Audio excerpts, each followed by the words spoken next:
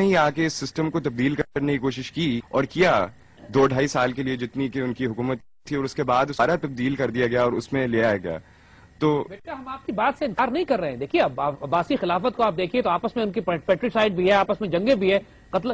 ہم جو بات کر رہے ہیں کہ یہ اپہیول اور ٹرموائل ہر سوسائٹی میں ہوتا ہے، لیکن ایک اسلامک سوسائٹی میں ہسٹری گواہ ہے اس بات کی کہ اس کے سوشل، پولیٹیکل اور مورل اور اسپرچل کنٹینٹ کی وجہ سے اس کا افیکٹ کم ہوتا ہے، اور وہ سوسائٹی دوبارہ اور وہ سوسائٹی بہت جلدی اپنے آپ کو ری گروپ کر کے ری آرگنائز کر لیتی ہے. اس میں شاک ایبزاربرز ان بلٹ ہوتے ہیں. لیکن سر آپ کو لگتا ہے کہ اس سوسائٹی نے اپنے آپ کو ری آرگنائز کر لیا اور شاک ابزاربر کر لیا، کیونکہ وہ سوسائٹی تو بالکل اب تو بکھر گئی ہے پوری دنیا میں. بیٹا بات ہم وہی بتا رہے ہیں آپ کو. دیکھیے اس بات کے باوجود اب اگین سوسائٹی کے شاک ایبزاربرز دیکھیے نا آپ. ایک طرف اندلوسیہ سے اگر مسلمان نکالے جا رہے ہیں تو اس میں ریزسٹنس اتنا تھا کہ خلافت عثمانیہ بلڈ ہو رہی ہے، کانسٹینٹینوپل کیپچر کیا جا رہا ہے ایسٹرن فلانک سے، اور اس کے بعد 300 سال تک خلافت عثمانیہ represents that grandeur and glory of the Muslim empire جو اس سے پہلے ہوا کرتا تھا.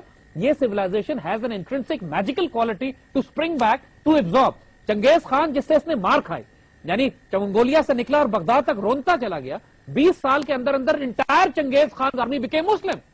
اب یہ کوالٹی کس آئیڈیالوجی میں ہو سکتی ہے کہ انویڈر مسلمان ہو جائے متاثر ہو کر، اور ایک طرف خلافت عثمانیہ بنے، ایک طرف مغل آئیں اس طرف جا کے. یہ سارے یہ تاتاریوں کی اولادیں تھی نا. نا واٹ وی آر سیئنگ از کہ آج اب اگر آپ پاکستان کی بات کرتے ہیں، اس پاکستان کے اندر آپ کو سنسیئر، پیور، صاف ستھری لیڈرشپ، ہر کوئی مانتا ہے کہ ہماری لیڈرشپ چور ہے، ہر کوئی مانتا ہے کہ لیڈرشپ ہمیں ریپرزینٹ نہیں کرتی، اور اسی سسٹمز کے اندر ان بلٹ چیک رکھا گیا ہے، لیکن اس چیک کو بائی پاس کر دیتے ہیں یہ لوگ. اگر آپ آرٹیکل 63 اپلائی کریں اور 64 جس کے مطابق اسلام اور پاکستان کی آئیڈیالوجی پہ یقین نہ رکھنے والا کوئی آدمی، کوئی کرپٹ، چور، خیانت کرنے والا، حرام کام کرنے والا، زندگی جس کی ناپاک گزر رہی ہو، وہ تو الیکشن میں کھڑا ہی نہیں ہو سکتا، لیٹ الون کہ منسٹر بن جائے یا پریزیڈنٹ بن جائے. تو ان حالات میں آپ سسٹم چیکس جب بلڈ کرتے ہو تو پھر وہ ایسے لوگ، کامن سینس ہے نا کہ جب آپ ایک نیک آدمی اوپر بھیجو گے جو قابل بھی ہوگا تو اس کا انفلوئنس اپنے سسٹم اور معاشرے پر آئے گا. حضرت عمر رضی اللہ تعالیٰ عنہ کے دور میں ایک مرتبہ ایک آدمی بکریاں چرا رہا تھا، اور بکریاں چراتے چراتے اس کی ایک بکری کو بھیڑیا اٹھا کے لے گیا، اور وہ آدمی دھاڑے مار مار کے رونے لگا. اس کے بیٹے نے پوچھا کہ ابو ایک بکری گئی ہے، آپ اس طرح رو رہے ہیں کہ پتہ نہیں کیا ہو گیا. کہتا بیٹا بکری نہیں گئی، آج مجھے پتہ لگ گیا ہے حضرت عمر شہید ہو گئے.